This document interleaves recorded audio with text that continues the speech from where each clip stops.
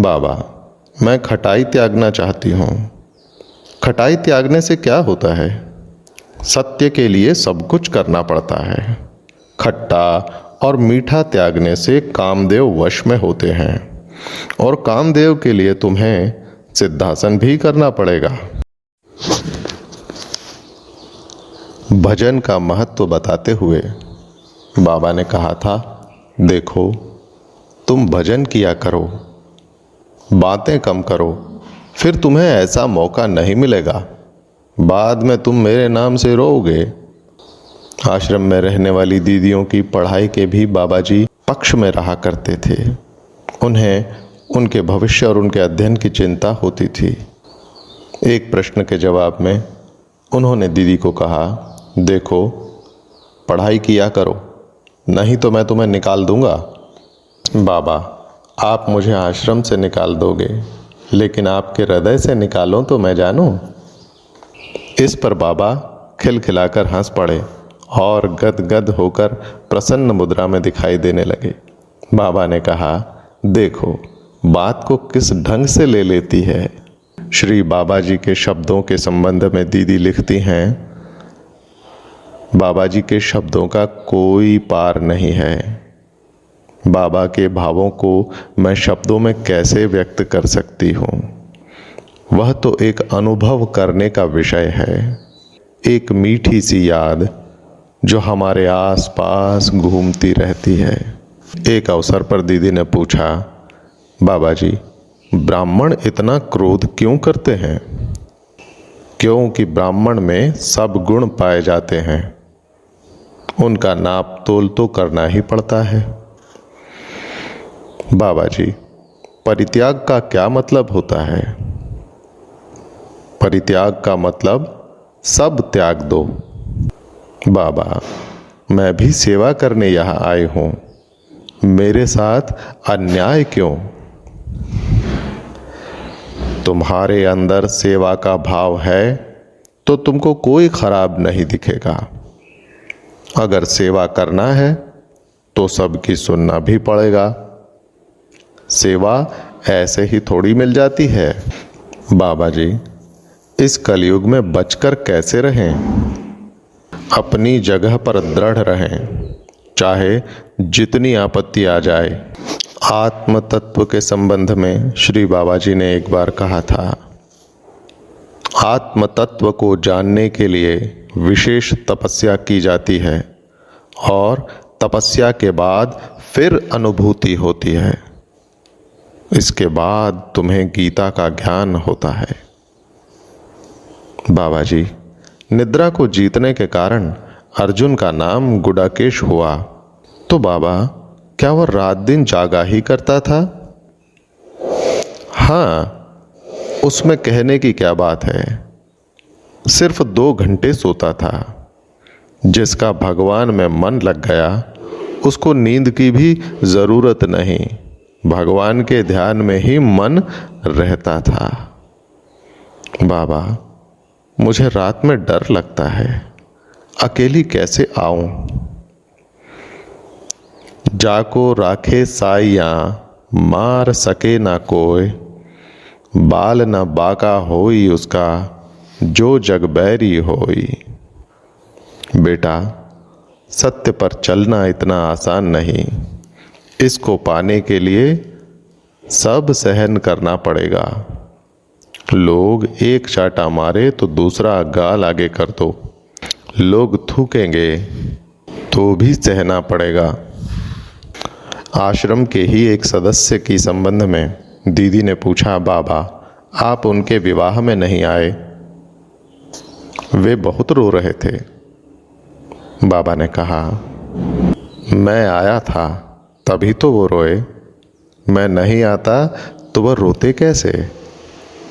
बाबा, ऋषि पंचमी के रोज हाथी झाड़े के दातून करने से क्या होता है? हाथी झाड़े के दातून रोज करने चाहिए, उससे ब्रह्म ज्ञान होता है। जो स्त्री पराये पुरुष का स्मरण करती है और अपने पति को छोड़कर दूसरा पति करती है, वह 100 वर्ष तक रौरव नाम के नरक में रहती है। किसी के भी राई बराबर एहसान का गाढ़ा बराबर एहसान मानना चाहिए, वही तो मनुष्यता है। बाबा, मेरा मन पढ़ाई में नहीं लगता, कुछ बभूति मंत्रित करके दे दो ना। तुम मेहनत नहीं करते, मैं भगवान को कहाँ तक आगे किया करूं?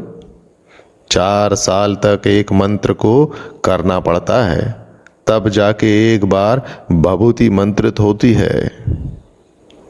बाबा, मेरा घर कहाँ है? मैं कहाँ रहूंगी? ये शरीर ही तुम्हारा घर है।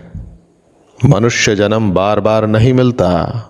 दिन रात भजन करो, भजन में बहुत शक्ति है। बाबा के कई वाक्य सूत्र रूप में होते थे, जिन्हें जिज्ञासु को गहनता से समझना होता था। श्री बाबा जी ने कहा, जिसने मेरा जरूरत से ज्यादा खर्च किया, उसने कभी जीवन में उन्नति नहीं की, वह कभी जीवन में आगे नहीं बढ़ा। प्रत्यक्ष अनुभव करके देख लो। दीदी ने पूछा, बाबा, गुरु भक्ति दुर्लभ क्यों है? गुरु भक्ति दुर्लभ इसलिए है क्योंकि गुरु की आज्ञा का पालन करना कठिन होता है।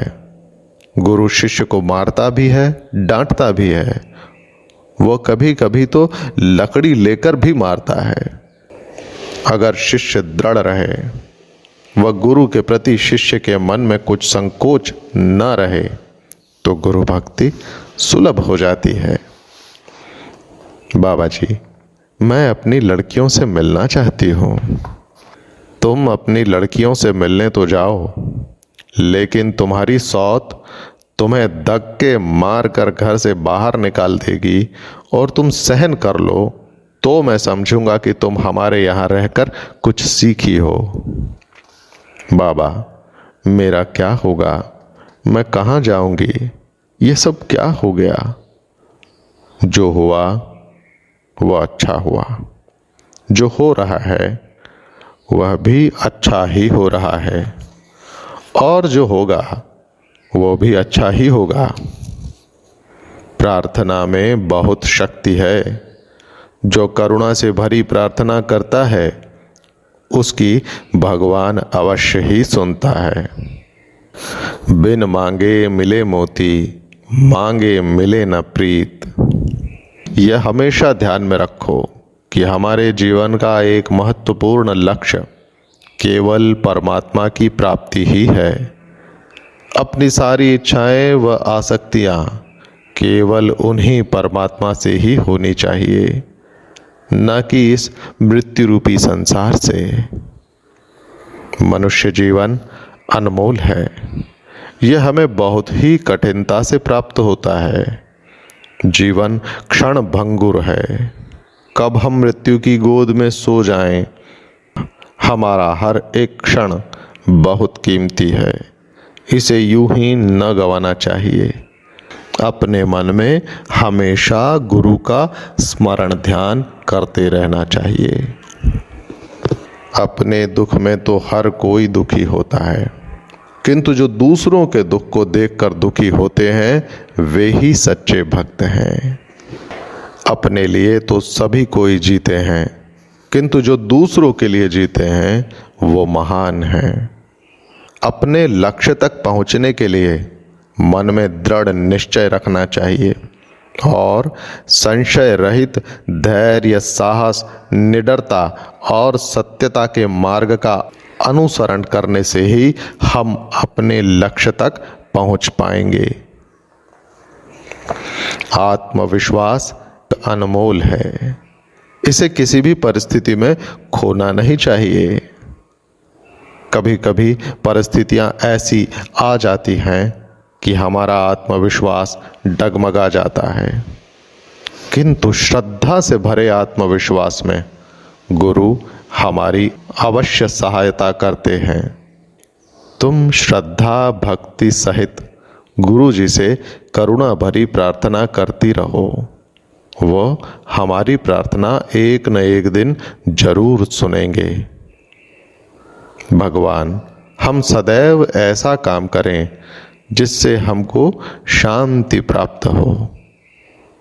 बिना श्रद्धा से किया हुआ तप व बिना श्रद्धा से दिया हुआ दान, इनका कोई महत्व नहीं होता। बाबा, मैं जानती हूँ कि मुझ पर जीजी के बहुत एहसान हैं। राई बराबर का एक गाढ़ा बराबर एहसान मानना चाहिए, वही तो मनुष्यता है।